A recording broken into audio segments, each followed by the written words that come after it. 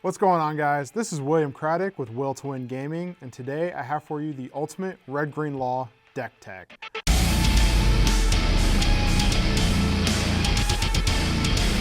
My list is a little more controlling than the list you're going to find out there on YouTube, so let's get into it. First, we're going to start with our searchers. For Jewelry Bonnie, this is your best searcher in the deck. She can find herself, she can find your laws, your killers, your Gum Gum Jet Pistols, Round Table, Zoros, and Luffy's. She kind of does it all. It's the best card in your deck as far as searching and tempo is concerned, and you almost always want to have one in your opening hand. Next, we'll move on to the Wano package for Momonosuke. This is also a searcher, and he can find your Nikomushis, he can find your Yamatos, my favorite card in the deck, and he can also find your Otamas. Now, you might miss on this card every now and then, but it costs 1, which synergizes very well with your leader ability. So for me, you always want to play 4 of him as well.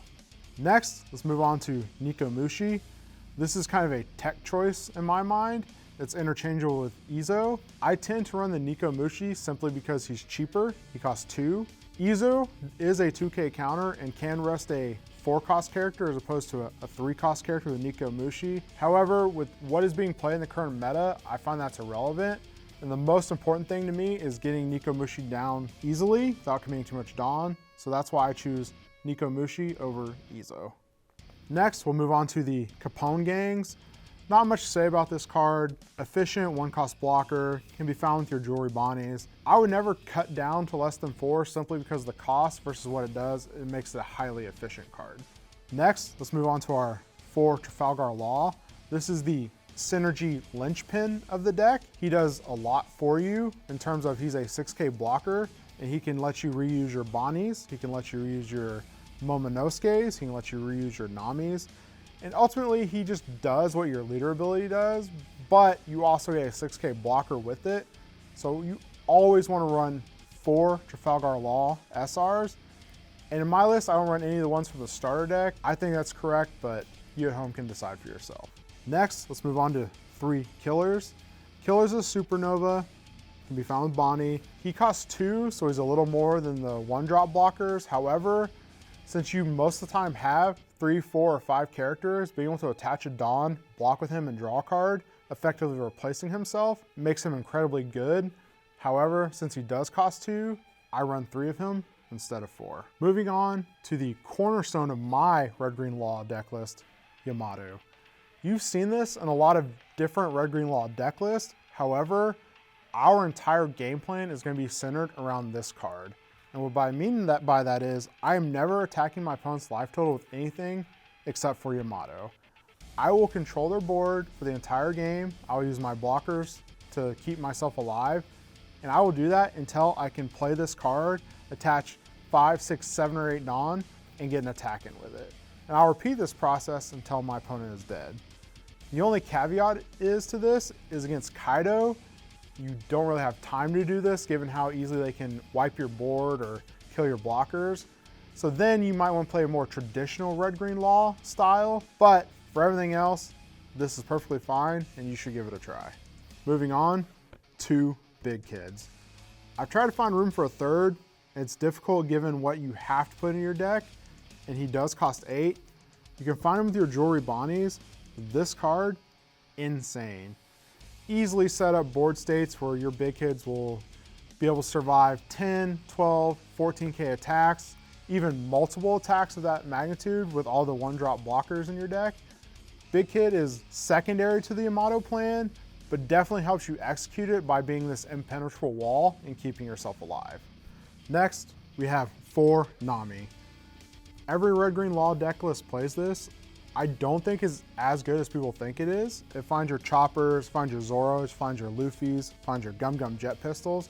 However, our game plan don't really revolve around the rush characters. It revolves more around Yamato. So while Nami is good, costs 1, it finds your card, has synergies with Law, you don't necessarily have to mulligan for it like a lot of Red-Green Law decks would have you believe. Next, 4 Tony Chopper, 1-drop blocker. You can find him with Nami. Not much to it, same as Capone. It's just an efficient card, keeps you alive, keeps your big kids alive. never cut down to less than 4. Moving on, we have 4 Otama. This card's a 2K blocker. It has synergies with your jet pistols to remove huge threats like a big kid, or maybe even a Kaido if you have a law or you're at 5 characters, you can use your leader ability. Otama is just good at what it does. It costs 1, has a lot of synergy with the deck. You never want to cut down to less than 4. Next, we're going to move on to the rush portion of our deck. We have our 3 Zoros and our 3 Luffys. To me, this is the worst part of the red-green law deck, and it's only necessary because of Kaido in the format. I say this because the whole idea out there right now is play your Zoro, attack, play your law, attack with your leader, and then you're going wide, you're getting a lot of attacks in. But I do believe a well-played Kid or even a well-played Daffy is going to counter this fairly easily. So you don't want to hinge your entire game plan around it. Instead, this is a plan B if you cannot get your Yamato package to work. Moving on to the event section, we have 3 Gum Gum jet pistols and 1 round table.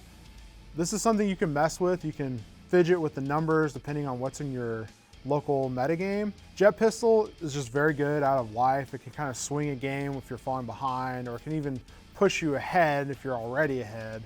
That being said, I don't like the events in the deck. Sometimes they're dead in hand. Sometimes they do a lot.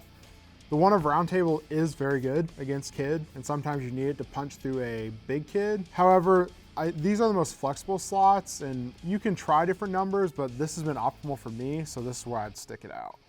So that's my Control red-green law deck in a nutshell. I will say I have definitely loved this version more than the traditional aggro variants. The card choices are not that different. It's more how you apply them to a game. I would say if you're planning to take this to a large event, you should understand why you're playing the cards you are, and you should understand how to apply them to the game itself, because if you don't, you're gonna have a poorer performance if you had just done a little research and maybe practice a little more at your locals before taking it to a Treasure Cup. All right, guys, this is the end of my video. I hope you enjoyed it. If you did, don't forget to click that like button and subscribe below. Tell your friends, and look out for upcoming content.